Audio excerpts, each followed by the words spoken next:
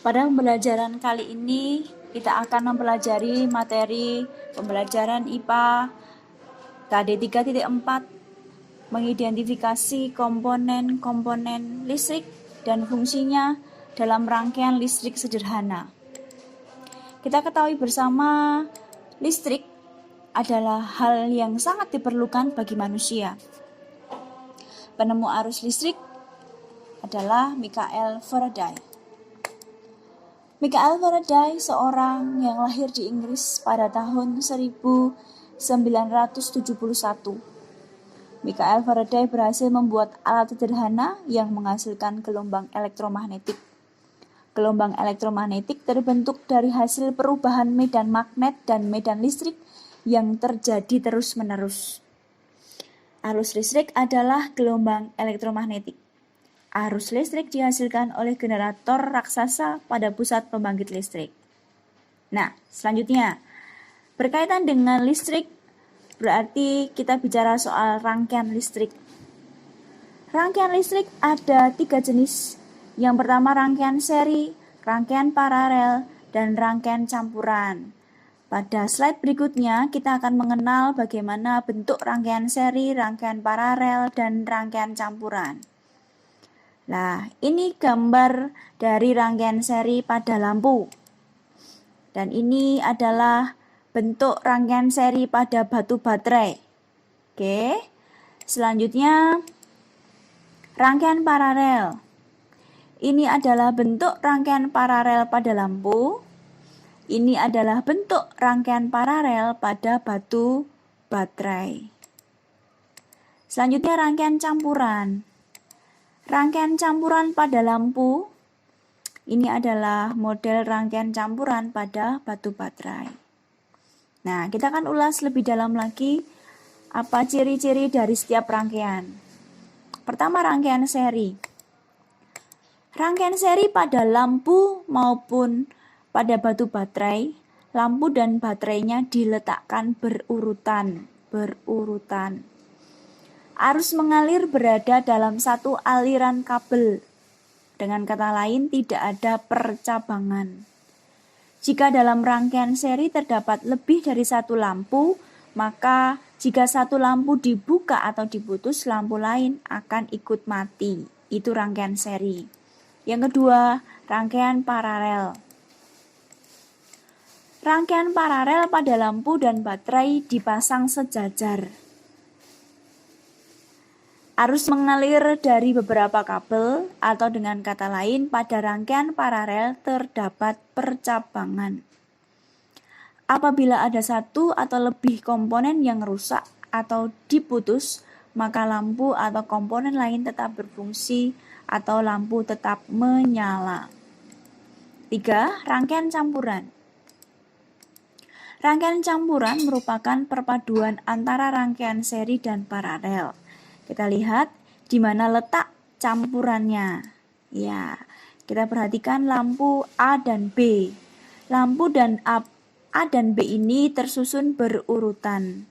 Artinya lampu ini tersusun secara seri.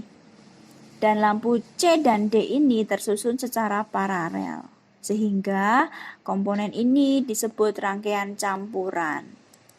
Nah, kita akan lihat bersama-sama penggunaan rangkaian seri, rangkaian paralel, dan rangkaian campuran. Rangkaian seri digunakan pada pemasangan batu baterai pada lampu senter. Lampu hiasan pohon Natal, pernah melihat ya? Lampu hiasan TL atau neon. Rangkaian paralel dipasang pada lampu lalu lintas. Digunakan pada aliran listrik PLN ke rumah-rumah penduduk, keyboard komputer, dan instalasi lampu di rumah.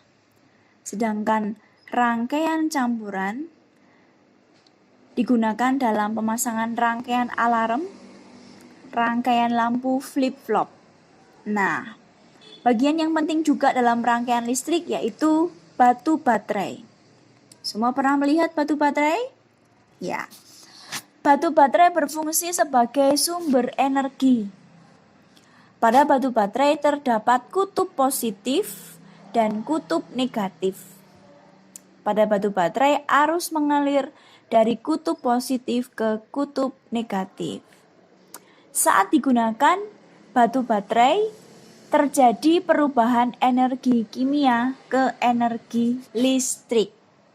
Sehingga batu baterai bisa digunakan untuk menyalakan apa? Remote TV, remote AC. Ya, demikian juga batu baterai yang terdapat pada handphone merupakan sumber energi. Selanjutnya, komponen lampu senter. Seperti yang tampak pada gambar. Kalau kita membuka lampu senter, ada beberapa komponen. Kita akan lihat satu persatu. Komponen yang pertama adalah batu baterai. Batu baterai digunakan sebagai sumber arus. Kemudian bagian yang kedua disebut lampu reflektor. Berfungsi mengumpulkan cahaya sehingga cahaya lampu senter tampak lebih terang. Yang ketiga, lempeng logam. Berfungsi sebagai penghantar arus listrik dari baterai ke lampu bolam. Yang keempat, saklar on-off, ceklik-cekliknya itu ya. Itu berfungsi untuk menghubungkan antara kawat pada terminal baterai dengan kawat dari dasar bolam. Nah, apa perbedaan dari rangkaian seri dan rangkaian paralel dilihat dari kelebihan dan kelemahannya? Yang pertama, kelebihan.